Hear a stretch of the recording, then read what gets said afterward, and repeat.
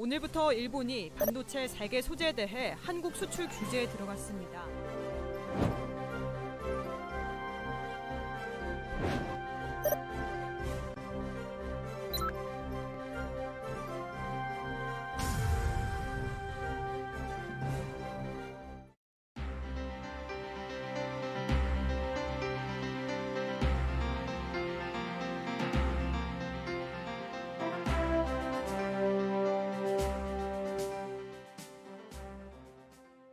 여러분 반갑습니다.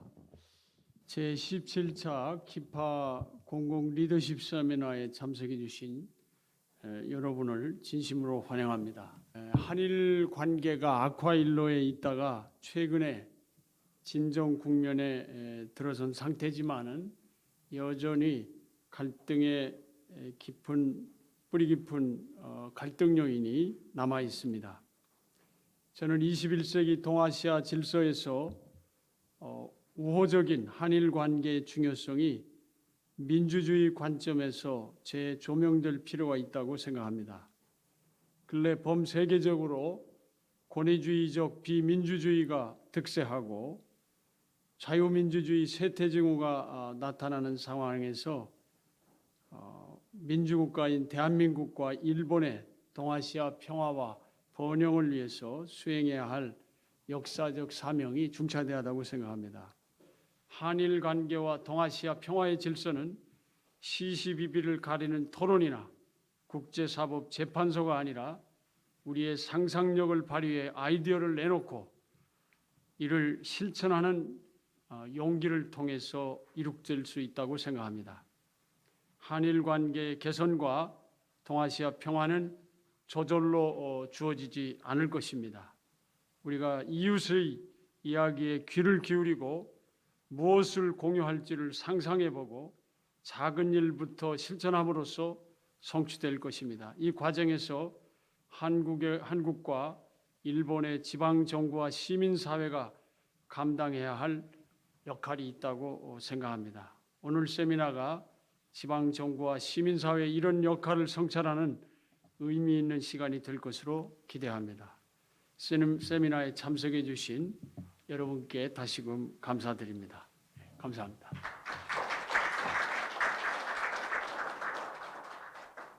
여러분 안녕하십니까?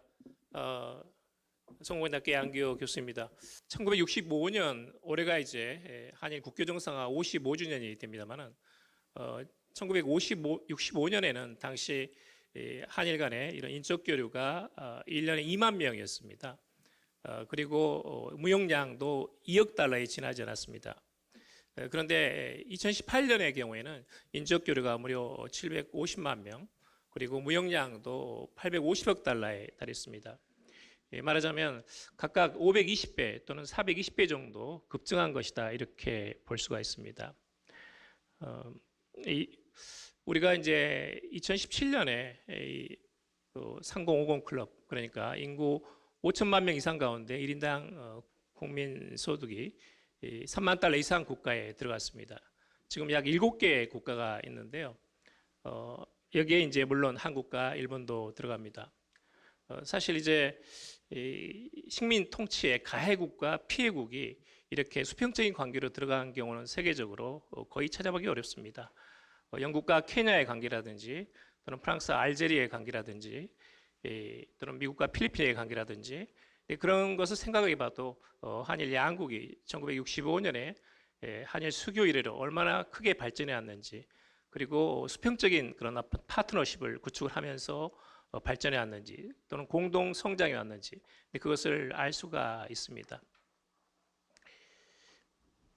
네, 아까 이제 여러 가지 지적이 있었습니다만은 지금 가장 큰 쟁점은 역시 강제징용을 둘러싼 한일 간의 어떤 이런 인식의 차이에 놓여 있습니다는, 그것뿐만 아니라 문재인 정부 들어와 가지고 여러 가지 한일 간의 갈등이 중첩되어 왔습니다. 그것은 이제 안보 면에서도 그렇고 역사 문제 또는 영토 문제 또는 경제 어떤 수출 규제까지 포함해 가지고 정치 경제 또는 일반 국민 시민사회에서도 마찬가지로 양국 간의 어떤 긴장이 협력을 추월하는 상당한 어떤 갈등 관계가 지속되고 있는 그런 것이 이제 오늘날의 현실임은 좀 부인할 수 없습니다. 여기 위의 표는 한일 양국이 현재 관계에 대해서 어떻게 인식하고 있는가라는 그런 지표입니다. 한국에서도 일본에서도 각각 60%대의 응답자들이 한일 관계가 좋지 않다, 악화되어 있다 이렇게 보고 있습니다. 또 아래표에 있어서도 일본 내에서는 약 50%의 일본 국민들이 한국에 대해서 이렇게 좋지 않은 인상을 가지고 있다라고 응답을 하고 있습니다.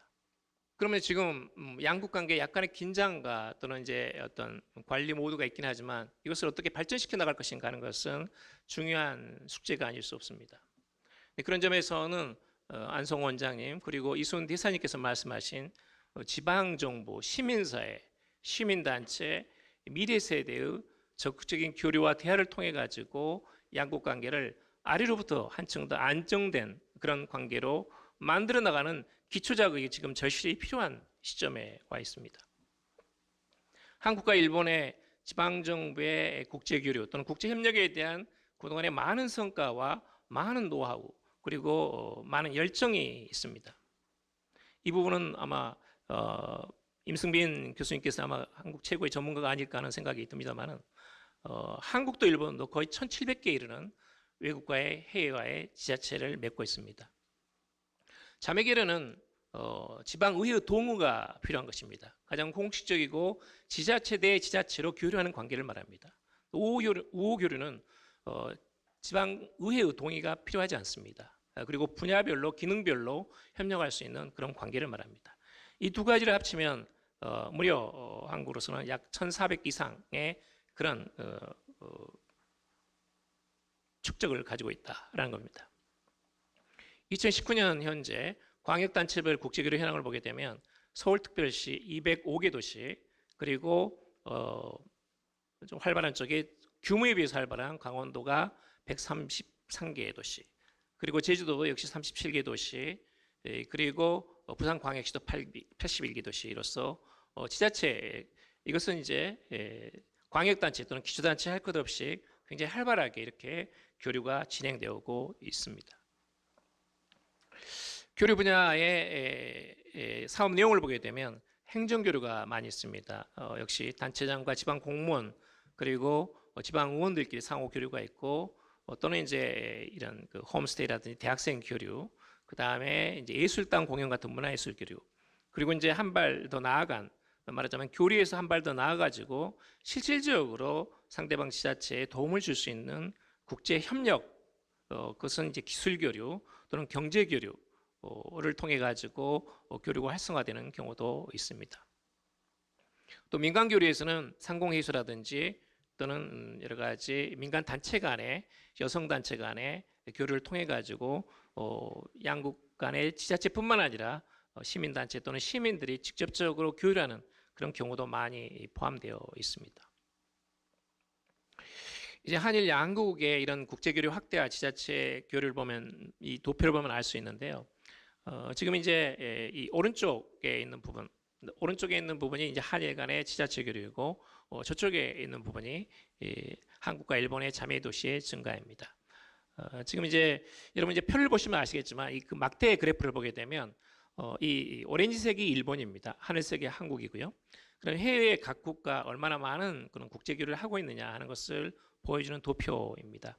일본의 경우에는 역시 이런 그 글로벌 국가로 출발하면서 1970년대, 80년대 특히 이제 일본이 이런 그 플라자부 이후에 앵고 현상이 일어나면서 일본이 적극적으로 어떤 아시아 시민들과의 교류를 중시해 왔습니다.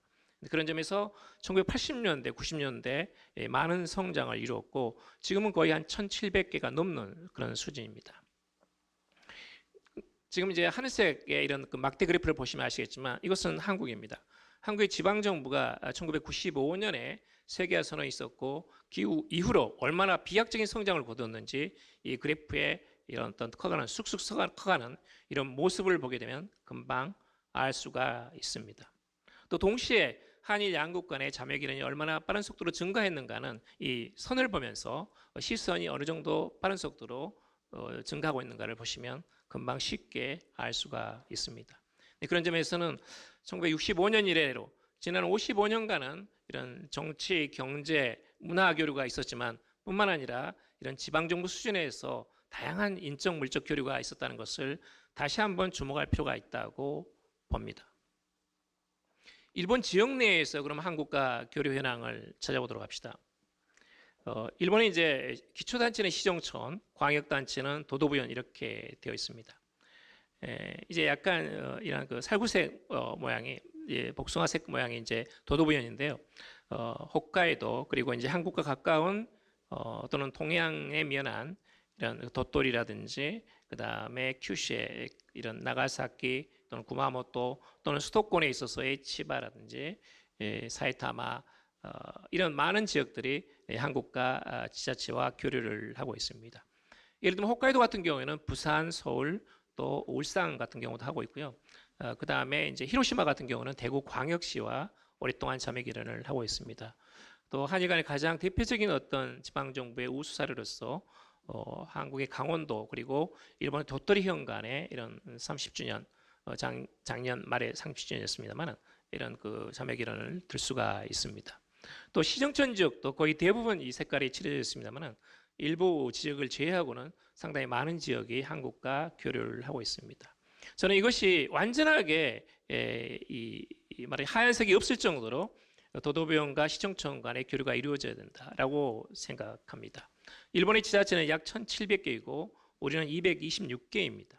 그런 점에서는 지자체의 이제 숫자의 차이가 있긴 합니다만은 그 정도라면 적어도 일본의 한 200개, 300개 또는 400개 정도의 한국의 모든 지자체들이 일본과 교류할 수 있는 그런 앞으로도 열린 공간이라는 것이 얼마든지 남아있고 앞으로 지방정부 간 국제교류 또는 시민단체 또는 시민사회 간의 교류라는 것이 얼마나 할 일 많은 또는 과제가 많은 그런 그 분야임을 금방 알 수가 있습니다.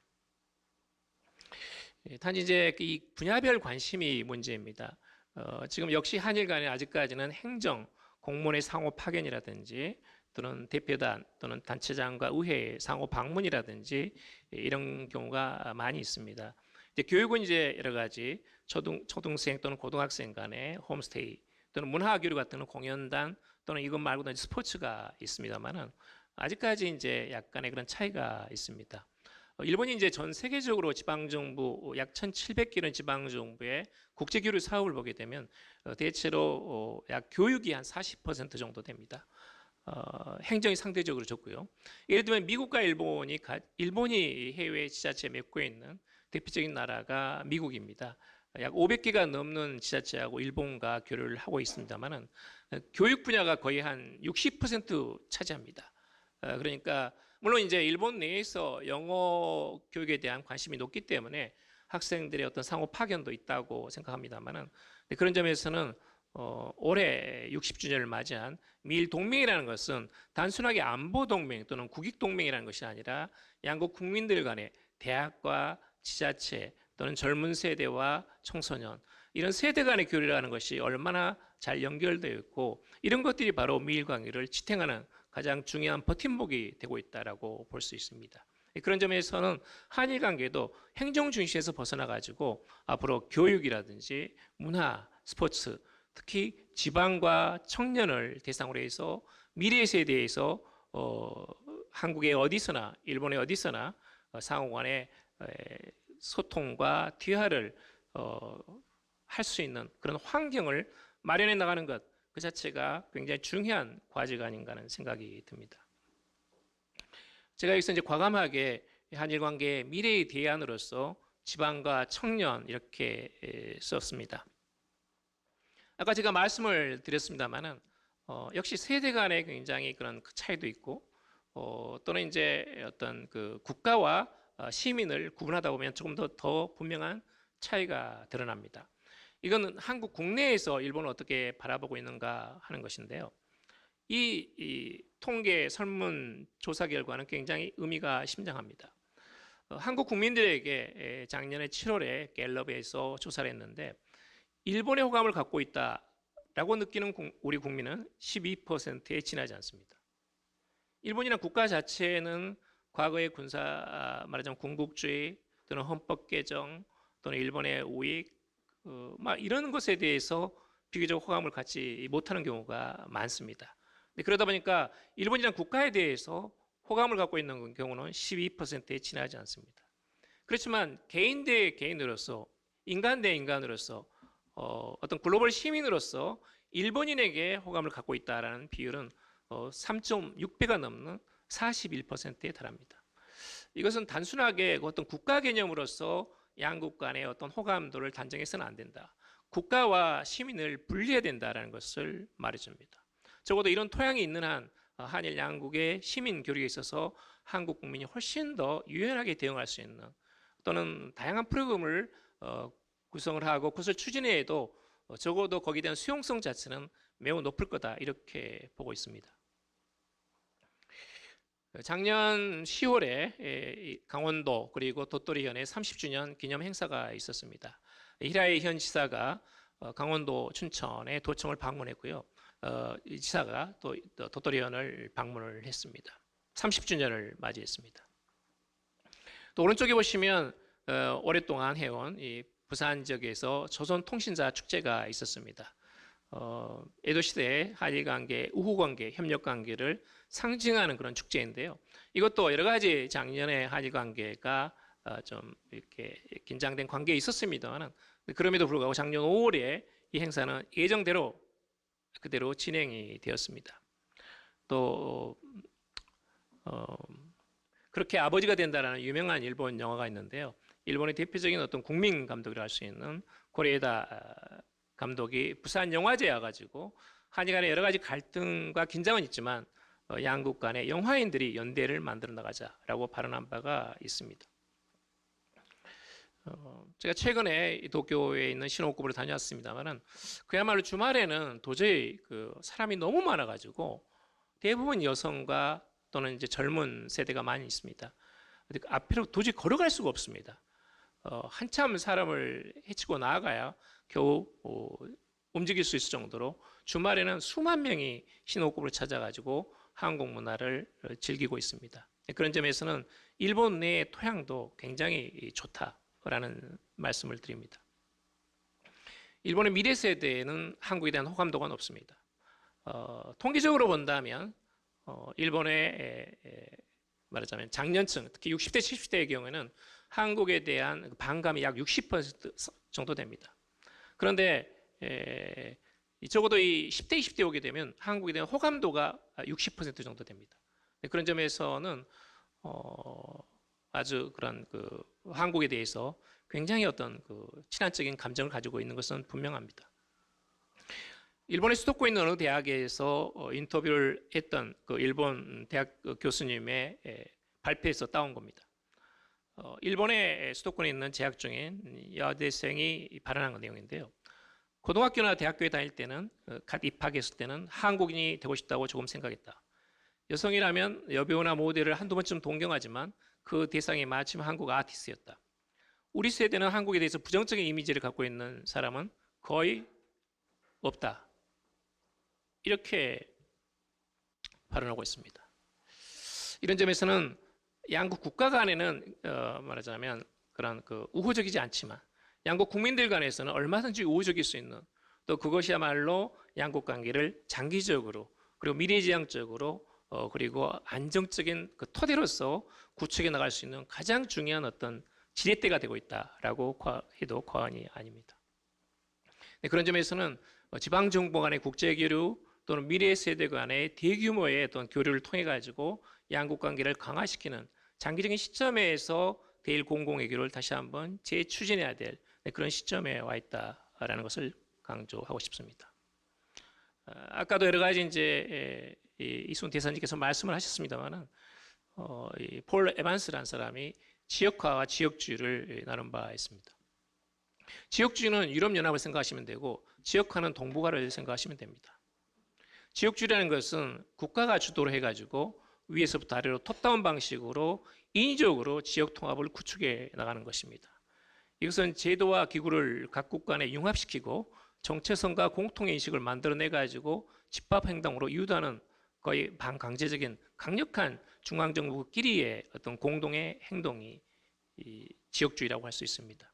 여기에 대해 동북아에서는 여러 가지 체제의 차이, 영토 갈등, 역사 갈등, 뿐만 아니라 여러 가지 냉전, 이런 것들이 이런 그 유럽식의 또는 유럽연합식의 지역주의를 추진하기는 상당히 무리입니다. 동북아에서는 한국과 중국, 중국과 일본, 한일 간에 다양한 인적 물적 교류가 있고, 예를 들면 한국과 일본의 무역량이라는 것은 전 세계에서 일본이 5위, 한국이 7위에 위치할 정도입니다. 한일 양국의 무역량을 합치면 영국과 프랑스의 무역량보다 더 많습니다. 그런 점에서는 이런 천만에 이르렀던 그야말로 한일 양국 시민들 간의 교류, 그리고 영국과 프랑스의 무역량을 상회하는 또는 한일 양국의 물적 교류, 이런 걸 토대로 해가지고 다양한 교류를 중층적으로 복합적으로 또는 비연속적으로라도 이것을 추진해 나가고, 이러한 교류 증가가 장기적으로는 네트워크로 이루어지면서 그것이 국가 간의 커다란 충돌을 방지할 수 있는, 더 나아가서 어떤 지역 간에 있어서의 동북아의 강력한 네트워크로 발전할 수 있는 그런 가능성이 분명히 살아 숨쉬고 있습니다.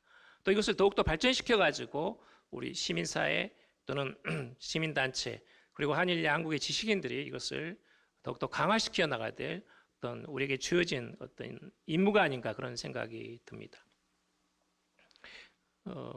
주 내용을 정리하면, 저는 한일 관계 간에 갈등이 있고 여러 가지 불안한 평화가 지속되고 있지만 대일 공동외교를 적극적으로 추진해 나가야 된다. 그것은 지방정부의 국제교류, 그리고 미래 세대 간의 소통과 대화를 통해서 가능하다. 중앙정부로서는 이런 것들을 지시하기 위해서 당면한 강제동원에 대한 한일 양국 간의 인식차를 극복하고 지혜를 짜내가지고 이것을 원만하게 관리하고 해결할 수 있는 그런 해법 도출의 모든 노력을 경주해야 된다라는 것을 당부하고 싶습니다. 오랫동안 경청해 주셔서 다시 한번 감사드립니다. 네, 감사합니다. 네, 양교 교수님 그 발제 수고 많으셨습니다.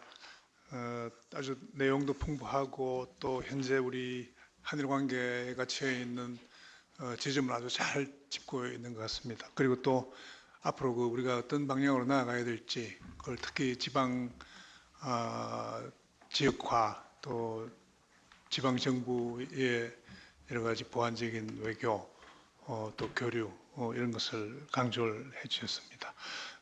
그러면은 먼저 우리 임 교수님 토론 부탁드리겠습니다.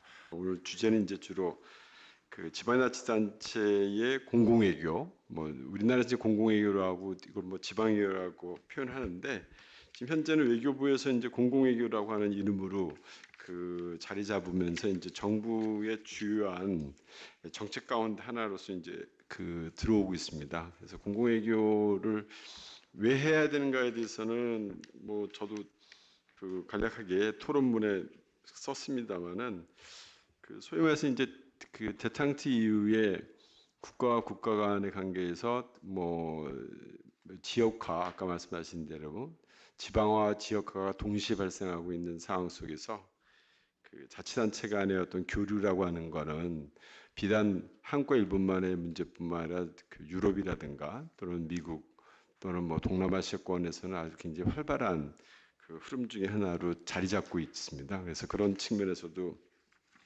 어떻게 본다면은 시대적인 흐름도 되는 것 같고, 또 다른 측면에서는 이제 경제적인 관점에서도 그 소위 말해서 이제 이전의 어떤 집적형 경제에서 이제 분산적 자본주의로 변하면서 그 우리나라 같은 경우도 그렇거든요. 예를 들어서 부산하고 울산하고 가깝습니다만 울산에 있는 기업들이 네트워킹하는 건 부산보다는 서울이라든가 또는 뉴욕이나 도쿄나 상해나 그런 쪽하고 네트워킹이 돼 있기 때문에 사실은 그 이미 그 해당되는 지역에서의 그 경제적인 분산적인 형태는 이미 글로벌화가 되어 있고, 그리고 이게 또 유럽과의 관계를 본다면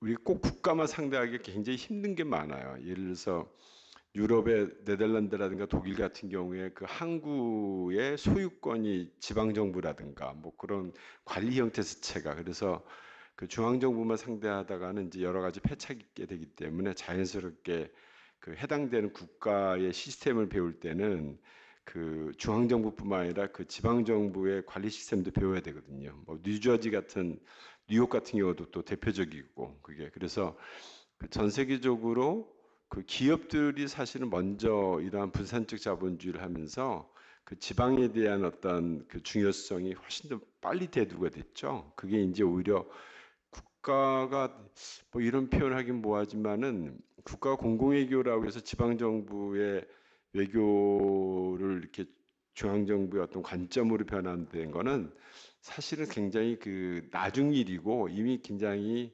활성화됐는데 2000년, 2010년 전후로 해서 그때서야 비로소 외교부 우리나라 그 외교부에서 그 공공외교라고 하는 이름으로 하기 때문에 지방 정부에서는 상당히 좀 어떻게 보면 그때는 좀 기분 나빴죠. 왜냐면은 우리들이 하고 있던 거를 백업을 해줄지 못할 망정 오히려 그 뺏어가 가지고 다시 또 중앙 정부 중심으로의 공공외교 정책을 하려고 하니까 또 다시 우리가 지방의 가장 그 강점 중에 하나는 다양성이거든요.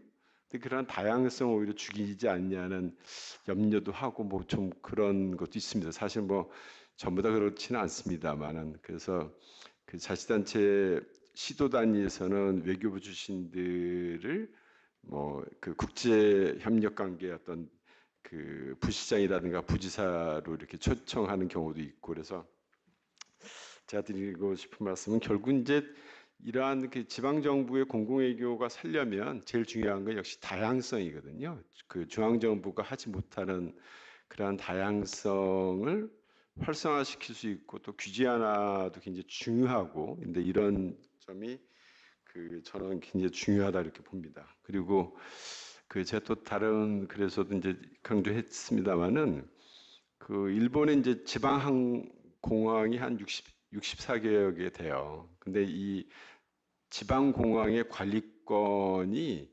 그 우리하고 이제 그러니까 일본하고 한국하고 다른 점을 100가지 얘기하는 100가지가 있고 같은 점 100가지가 있으면 100가지가 있어요. 그 정도로 유사한 듯 하면서 다르거든요. 지방 공항에 관한 권한도 그 중앙 정부가 갖고 있는 경우도 있고 도도부령이 갖고 있는 경우도 있고 시정청이 갖고 있는 경우도 있어요. 굉장히 다양해요. 그게. 근데 그 주로 지방 공항하고 그 지역 경제하고는 굉장히 그 연관성이 매우 깊습니다. 그게. 그래서 뭐 우리가 뭐 그 정치학 쪽에서도 머턴이라든가 또는 최근에 좀 인기 있는 그 제로 다이아몬드의 총균세라든가 뭐 그 사람 이제 최근에 또 나와 세계라는 책도 썼습니다만 보면은 결국 물류에 유리한 국가. 근데 물류라고 하는 건 결국 개방성이 있는데 이런 개방성이 있는 국가나 지역이 발전하더라. 그 경험적 수치의 관점에서 본다면 물론 개방만 해서는 되는 건 아니고 거기에 따른 제도와 문화가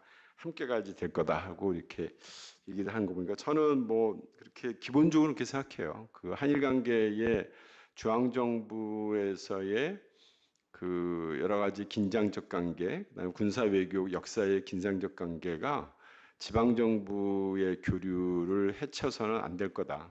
저는 모든 지방이 눈을 뜰 수 있도록 중앙 정부보다도 이러한 공공외교 그 권한 내지 재원 이런 것들 좀 더 활발하게 해줘서 보다 더 많은 그 교류가 더 있어야 되는 게 아닌가 이렇게 봅니다. 예, 이상을 마치겠습니다. 감사합니다. 예, 토론 감사합니다. 그럼 이어서 홍진희 교수님. 예. 네, 양기호 교수님의 발제 잘 들었습니다.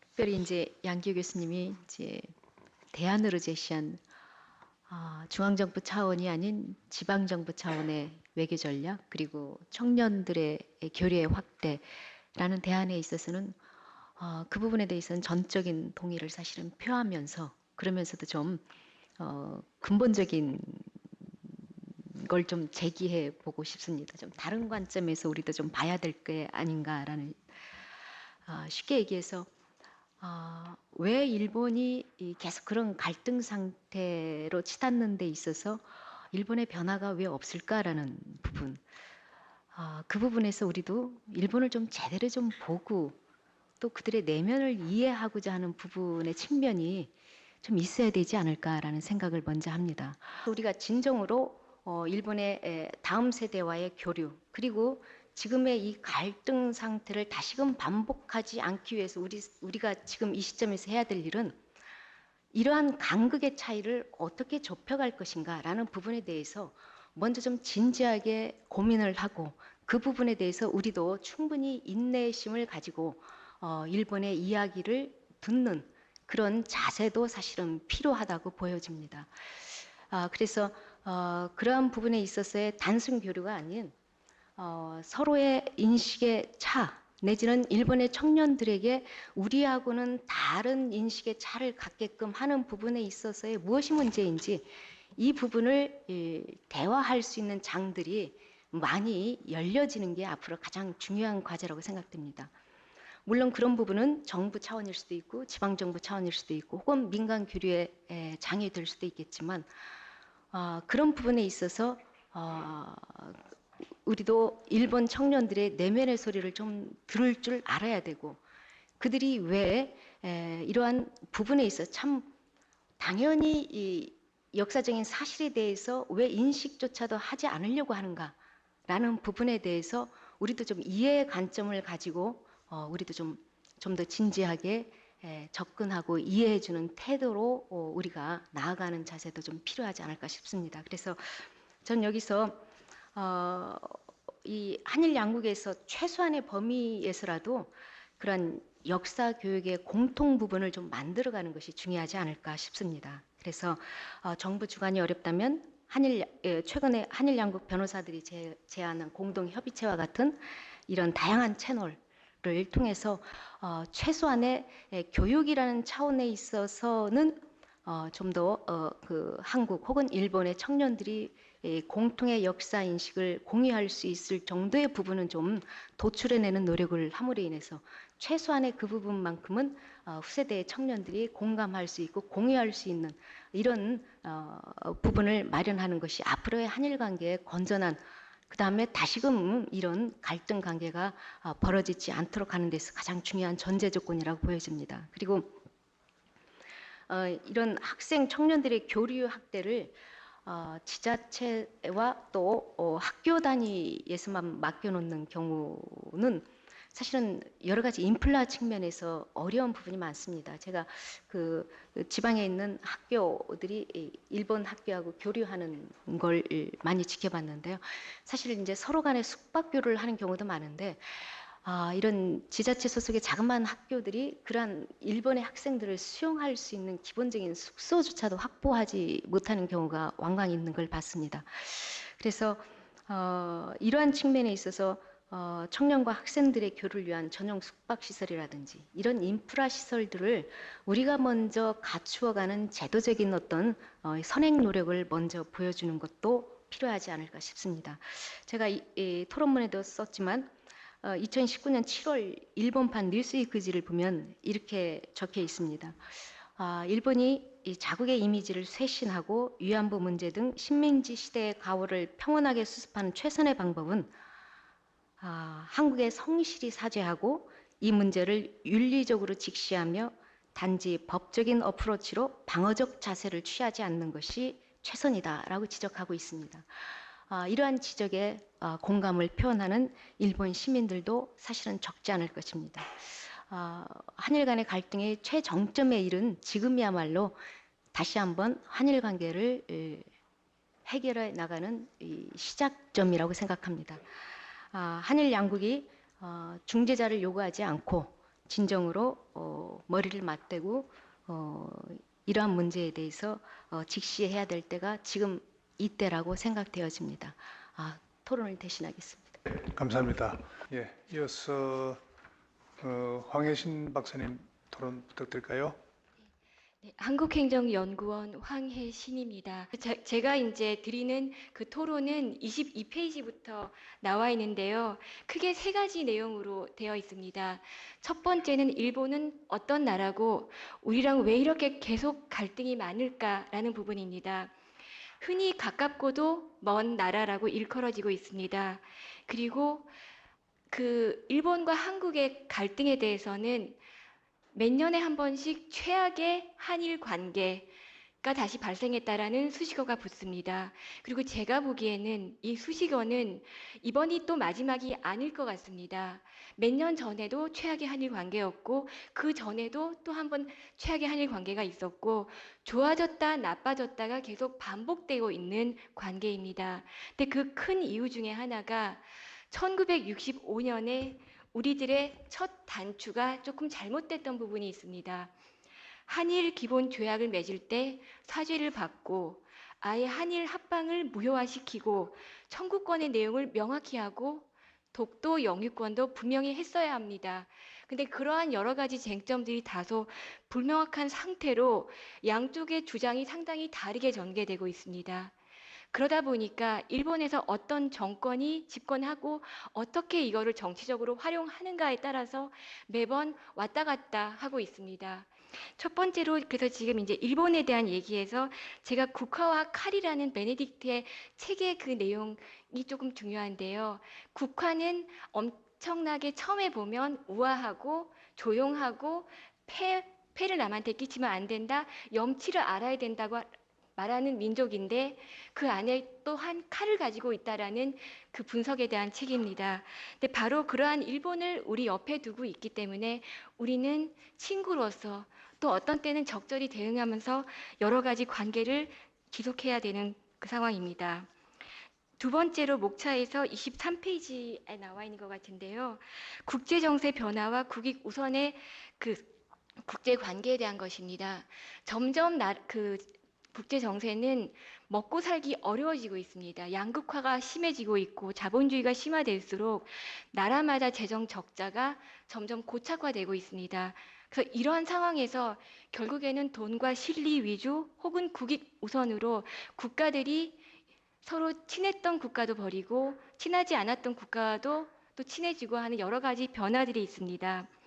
근데 그동안의 그 국제 정세는 크게 블록 위주였습니다. 유럽은 유럽끼리, 미국은 나프타 등을 통해서 하고 있었는데 이제는 자기 나라한테 맞지 않다 그러면은 과감하게 탈퇴하는 나라들도 있습니다. 대표적으로 미국이 있습니다. 2017년도 TPP 탈퇴, 환태평양 경제 동반자를 탈퇴했고요. 그 다음에 2018년도 이란 핵 협정 탈퇴, 2019년도 파리 기후 협약 탈퇴 등등 국익 우선으로 미국도 행동하고 있습니다. 영국도 브렉시트를 해서 EU만이 문제가 아니다. 우리도 우리 독자 노선이 있을 수 있다 등으로 하고 있습니다. 근데 이렇게 국제 정세가 파워들끼리의 연합체로 움직일 때는 사실 우리도 동맹 세력이 엄청나게 필요한 국가입니다. 우리끼리만 되는 건 아니고 미국도 필요하고 일본도 필요하고 중국도 필요하고 뭐 아프리카도 필요하고 동아시아도 필요하고 베트남도 필요하고 모든 나라들은 잠재적으로 우리들의 친구가 돼야 될 나라들입니다. 그리고 이들과의 관계를 어떻게 할 것인가가 매우 중요합니다. 근데 그때 가장 우리 옆에 있는 나라들이 사실 먼저 눈에 들어올 수밖에 없습니다. 그 나라들이 바로 이제 일본과 중국 등의 나라가 될 것입니다. 근데 우리가 어릴 때 짝꿍이 누구인지에 따라서 선 넘어간다고 자꾸 뭐 톤 때리고 자루 때리고 자꾸 줄을 엉뚱한 데 긋고 하는 짝을 만나면 좀 초등학교 생활이 별로 행복하지 않았던 것처럼 우리들의 그 옆에 있는 나라는 조금 그런 경향이 다소 있습니다. 그래서 우리들은 계속 신경을 쓰면서 너무 멀어지지도 않고 그렇다고 또 져줄 수만도 없는 것이 국제관계입니다. 그 다음에 세 번째 파트가 역시 가장 중요한 공공외교라는 부분입니다. 이제는 국가가 중심인 사회가 아니라 사실은 점점 개인이 중심이 되는 사회로 바뀌고 있습니다. 예전에는 오로지 간접 민주주의만이 가능했던 세계였다면은 요즘에는 거의 직접 민주주의도 어느 정도는 실질적으로는 가능하다고 느껴질 정도로 개개인의 그 역량도 뛰어나고 또한 시스템도 어느 정도 갖춰졌습니다. 서로 그 정책에 대해서 의견을 피력할 수 있는 통로도 훨씬 더 다양해졌고 정부가 그 내용을 듣겠다고 하는 통로도 훨씬 더 많습니다. 피력할 수 있는 방법도 많고 지식은 인터넷에 널려 있습니다. 우리가 찾고 싶은 정책이나 내용이나 국제 관계에 대해서 우리들은 예전보다 훨씬 더 쉽게 알 수가 있습니다. 그리고 이러한 상태에서는 당연히 외교도 달라질 수밖에 없습니다. 예전에는 외교는 국가, 특히 중앙정부의 거의 독점적인 권한과 또한 그 역량을 바탕으로 하는 사안이었습니다. 근데 이제는 외교는 더욱더 많이 누구든지 어느 정도는 할 수가 있고 모든 국민은 외교관이란 말은 이미 우리가 많이 들어왔습니다. 우리가 외국에 나가서 혹은 한국에서 무엇을 잠깐 어떻게 하는가에 따라서 많은 변화와 내용들이 우리나라에 영향을 미칠 수가 있습니다. 그래서 이러한 내용은 우리나라 정부에서도 인지를 해서 외교부 사이트를 보게 되면 이미 2016년 8월 4일부터는 공공외교법이 발효되었습니다.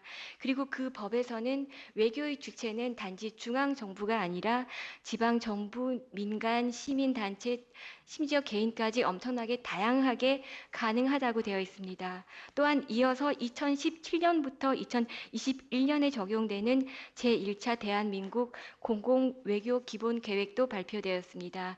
거기에서는 우리가 어떠한 외교를 하고자 하는가에 대한 내용이 나오고 있습니다. 그래서 공공외교는 public diplomacy, polycentric diplomacy 등으로도 번역되지만 또 어떤 사람들은 이를 people democracy라고도 말을 합니다. 즉 국민 개개인이 하는 외교라고 볼 수도 있습니다. 그래서 people to people 또는 from heart to heart 해서 결국 감정에 호소하는 외교라고 볼 수 있습니다. 사람들은 외교라는 것도 국가라는 것도 결국 감정을 가진 인간들이 모여서 만들어져 있습니다. 그리고 그런 감정은 결국 서로가 서로를 얼마나 감동시키고 이해시키고 이해받고 하는 관계 속에 있습니다. 그래서 이러한 부분에서 지금 일본과의 관계에서는 그 첫째 중요한 부분은 주체가 많이 확대되었다는 것을 인정하는 부분입니다.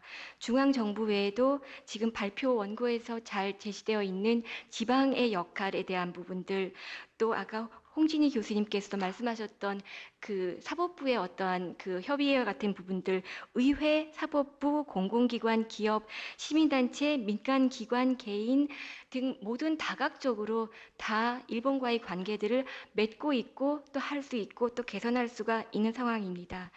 그래서 결론적으로 말씀드리면은 한일 관계에서 주체는 누구인가? 모두 다이다, 각계각층 다이다 라고 말씀드리고 싶습니다. 그리고 우리가 무엇을 외교를 해야 되는가, 어떤 것을 해야 되는가는 바로 외교부 사이트에도 항상 강조하고 있는 소프트 외교라고 할 수가 있습니다. 그게 문화와 학문과 어떤 소프트한 부분일 때 누구든지 참여할 수 있는 외교 관계가 됩니다. 그리고 마지막으로 말씀드리고 싶은 것은 결국에는 제가 보기에는 이 계속 움직이는 시계추 같고 다시 굴러떨어지는 바위돌 같은 우리의 한일 관계를 언젠가는 정말 좋은 관계로 고착화를 시키고자 한다면은 그거는 할 수 있는 것이 사실 일본 국민들의 마음입니다. 일본 국민들이 알고 이해하고 우리 편이 돼줄 때 그것은 일본 정부를 움직일 것이고 당연히 우리가 원한 대로 될 것입니다. 그리고 그러한 일본 국민의 마음을 움직이는 것은 바로 우리들이라고 생각을 합니다. 마치겠습니다. 예, 토론 감사합니다. 그럼 일단 1라운드는 여기서 종료하도록 하겠습니다. 예.